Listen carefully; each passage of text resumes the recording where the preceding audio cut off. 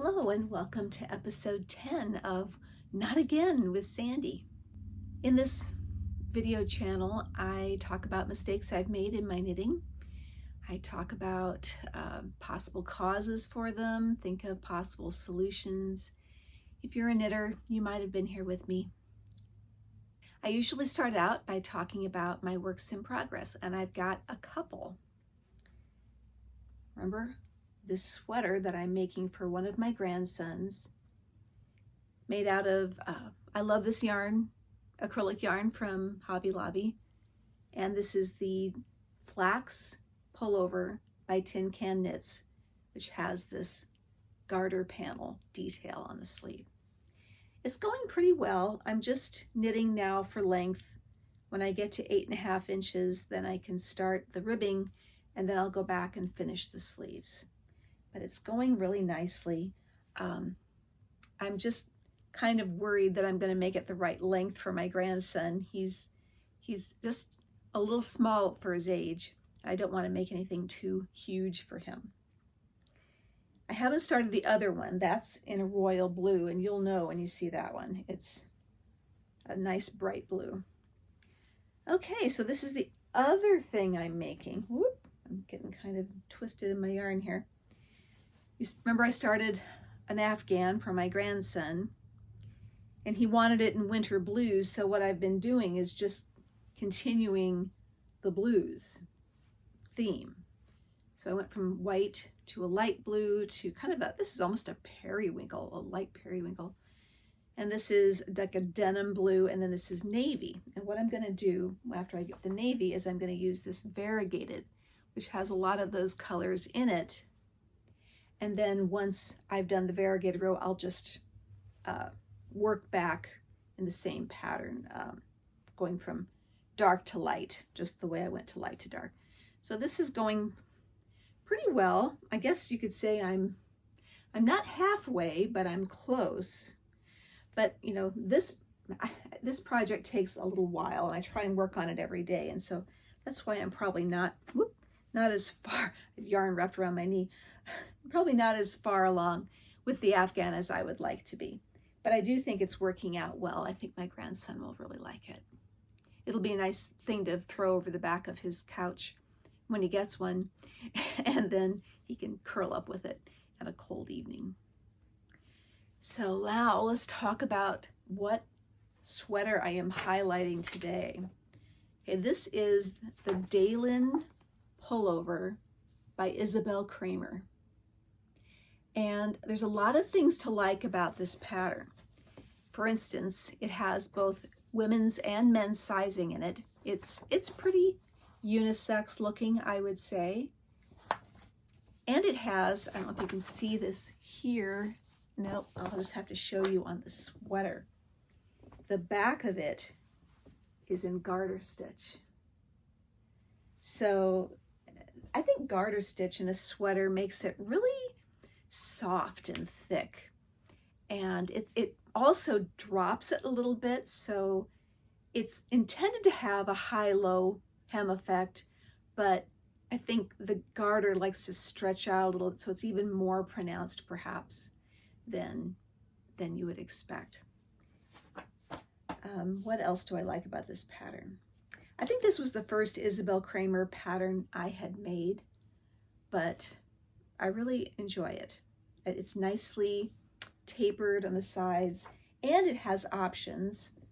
You can have an optional scoop neck or a cowl neck, which is what I chose. So here's my sweater. I made this with Malabrigo, a colorway called Piedras, which stands for stones. And so there's some kind of red and brown, and there's occasional spots of purple or light green. There's just a lot of interesting colors in here, just as you would find in rocks along the road or in the lakeshore, that kind of thing. What's my problem, you're going to ask me, with this sweater? What mistake did I make? Well, I think I chose too heavy a yarn. As I said, this is made of Malabrigo Piedras, but It's the Mecca brand of yarn, product line of yarn. Mecca is considered, that's spelled M-E-C-H-A, is considered a bulky yarn. The yarn I had done my last Malabrigo's sweater with, that green Molly sweater with the coconuts method, was Rios, which is a worsted, and it's definitely lighter. Now, I love that this is really thick and warm. This is a wonderful cozy sweater to wear when it's cold out. My only problem is that when I put it on, this cowl neck slowly stretches out to my shoulders. And so it still folds over, but you can really see it kind of almost reaching my shoulders, because just the sheer weight of this sweater is causing that. You can see here with my sleeves, I've had to roll them up. I've got like a little cuff here. Can you see that? Yeah. Because the sleeves are so long, because the neckline has stretched. So that was maybe a poor choice. I just fell in love with the colors of this yarn, and I love Malabrigo yarn because of how luminous these colors are. So no regrets, but yeah, I think if I made it again and used a regular worsted weight like Rios or some other brand of yarn, it would not give me that kind of trouble with my cowl neckline. But in the other hand, I'm really glad I didn't do the scoop neck, because the scoop neck could be falling off my shoulders, and that would be really bad. That's not at all what I want in a warm sweater, is having it falling off my shoulders. So lesson learned there. I mean, I had gauge and everything. I'd have no problems with sizing, but definitely the weight of the yarn is pulling it down. If I knew then what I know now, I would probably do it differently. Okay, the next sweater I want to talk about is another cowl neck tunic sweater. Really enjoy this style. And this one is called the Kingston Tunic by Drea Renee Knits. And it's a very nice pattern. It's kind of fun in that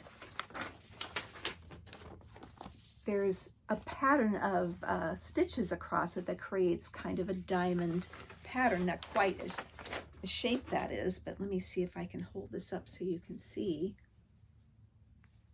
that diamond pattern. This is just knits and purls that creates that.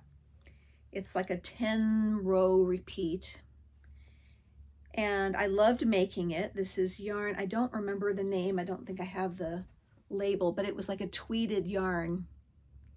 So I think there's a little bit of recycled material in it, and it is super comfy, and I just love this pattern. But let me show you the mistake I made. At one point, I lost track of the diamond. Can you see that? Yeah, you can see that really easily. And repeated some lines, lost track of where I was.